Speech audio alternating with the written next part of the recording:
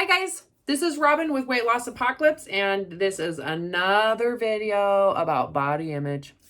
That's right, I'm covering body image, and I'm going to be covering it for a while. There's so much to this topic.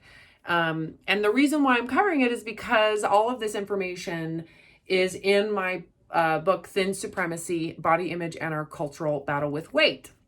The next book, it's already out in ebook, is called Diet Supremacy. And when I feel like I've covered the first book, I will move into the next topic, which is how body image impacts how we relate with food. So this video is going to be about how body image is addictive and why it is so hard to recover. How you feel about yourself in relation to the body image, why it's so hard to let go of that body image. In a way, it's an addiction. And when you don't have that image, you get, it's in a way, a sense of withdrawal. And this is why. So what they found is that our brains, in terms of survival, our brains are always seeking what's repeated in our environment. So remember that second hierarchy of need? The last video I went over Maslow's hierarchy of needs. Well, the first hierarchy is food and physiological necessities. The second hierarchy of need is environmental safety. The third hierarchy of need is the need for human contact in terms of your safety in your environment as well as getting food. Okay. So in terms of environmental safety, our brain and our eyes, which is a very dominant sense for human beings, is seeking repetition. I remember my mother telling me she loved landscape design. She was a master gardener and I was basically her slave child, digging holes. She said, "Now, Robin, the eye likes repetition in the yard. It makes the yard feel safer." And I remember thinking, whatever, let's just get this over with. Well, now in terms of how I've studied body image, she was right. The eye likes repetition. Repetition in the brain equates to safety. Even if it's something dangerous, the more you see that danger, the more it solidifies that it's dangerous. So the more you know that, the safer you get. So something repeated that's positive, as well as something repeated negative, ultimately translates to safety. So when you see people dressing a certain way over and over and over again, and that dress code is seen positively, your mind is naturally going to be sending a pleasure signal around that dress code because it equates to safety in terms of blending in, fitting in, and feeling that you are a part of that group. You want to symbolize in some way that you are relatable with that group. And so if you don't feel relatable internally, you're going to seek other ways to then feel safe in that group. So one of the easiest ways to do it is to look at their dress codes and to want to match it. What they found, however, is that if you are aware that that system exists, just being aware that there are dress codes and they change where you go, you're less likely to be sensitive to that response. Your pleasure signal coming from the brain isn't going to be so easily, released, if that makes sense. On the other side of that, if you are insecure with yourself and you are seeking to be included, you're more likely to be more sensitive to that pleasure signal coming from the brain attached to that body image or attached to those clothes, right? So the illusion is, if I dress like that, if I look like that, I will be lovable. So that response is very much brain chemicals, pleasure, positive pleasure feeling chemicals in the brain. So this is why when you see the repeated images in the media, when you're scrolling through your Thinspo, Fitspo, when you're looking at advertising coming from people who are selling workout videos, the body image videos, the more you see those images repeated, the more the brain is associating that image with being normal or fitting in. And that's why when people say, oh, I just find that body attractive, I want to fit, I want to look like that. Well, is it you that personally wants to look like that? Or is that your brain saying that image is safe? I think that's an important thing for people to understand, that just because you have this desire to be thinner or to be fitter or to lose weight doesn't mean you're a bad person. It doesn't mean there's something wrong with you. It just means that your brain has been seeing these images and associating it with inclusion. And for someone who doesn't feel worthy of inclusion internally, that response is going to be far more magnified. Understandably, why? Understandably, because they are feeling insecure within themselves, and that security is assumed to come from the body image.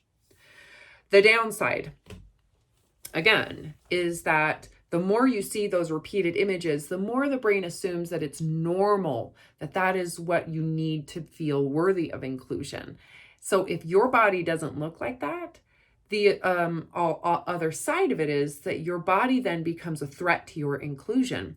It's assumed you're abnormal, right? So if you think about all the people you run into in your neighborhood, chances are you are within a range of normalcy. But because you're watching these repeated images in the media that are always promoting this thinner, superior, fitter, superior, ultra lean body, the brain, again, associates pleasure to that body, and that the real body you have is threatening, right? So that would be the withdrawal from that image. So when I talk to people about people who are suffering with eating disorders or issues with self-worth, when they have bought into that image, they truly feel pleasure and associate pleasure with that image if their body could match it. So to let it go feels really, really uncomfortable. It's like withdrawal. And the brain is saying, no, do everything you can to get that image. Do everything you can, because your brain and your evolved psychology is saying, no, you need to be included to survive. You need to blend in. So there are so many different body images that are circulating with this. So as an example, like you could obviously look at fashion and how fashion changes over the course of periods of time, like jeans, right? High-waisted jeans are really cool right now. They were really cool when I was in junior high and high school, and now it's back. Those of you who are from the X generation would agree with me. In between there was the low-rise bell bottoms, and now those are no longer cool. So if I were to wear my low-rise bell bottoms from 15 years ago, would I be uncomfortable in public? Probably. It's not something to be ashamed of. It's part of how our brain wants to blend in. Would I care? No, because I'm over that shit, right? But it doesn't mean I don't have that response. Eyelashes. It's really, and this is not new either, where eyelashes and huge eyelashes, fake eyelashes were a big fad. That is available. Again, that's back, that was in the 1960s, 70s, big eyelashes. Big eyebrows are really cool. I mean, so I clearly don't have either of those, and I don't give a shit, but I wouldn't be against, putting makeup on or doing that. Butt implants, this weird, butt implants on the sides kind of distorts the butt, doesn't look normal, but again, those are not normal images. If you go out in reality, that's not what you're seeing. But if you're getting a lot of your information from, Pinterest, and you're following people who are very body image oriented, that's distorting your brain's sense of reality. And when they're glamorized images that require surgery, obsessive compulsiveness, that require self-centeredness, or that constant self-evaluation to reach, you're setting yourself up for having those issues. So, and that's the, when you think about the diet industry, they are absolutely capitalizing on thin supremacy, the illusion that thinness is ideal, even though it comes with all these other issues. So is body image addictive? Yes, it is. But it's more addictive to people who are internally feel unworthy. It's more pleasurable to someone who internally feels worthless, who doesn't have an inner sense of value that comes from just their humanness. So if you feel empty and hollow inside, it would make sense for you to gravitate to a more superficial, visible sign of value. And it's actually more predictable to use body image. It's very difficult to understand just your inner awareness. It's far more easy to control some idea of value based on compliance to a body image, especially one that you see repeated in the media and in your social circles, what is seen as valuable. So ultimately, to recover or to, gain independence from that kind of addiction to body image and the withdrawals, which would be negative body image, you would need to develop an inner sense of value that gives that external kind of desire to fit in grace, right? So it's not that we don't want to fit in, it's just we don't want to make it so important to our sense of worth. Okay, you guys, if you like this information, give me a thumbs up, share this video, and read Thin Supremacy. The link is below. Hopefully we have the book in print in the next week or two. All right, see you later.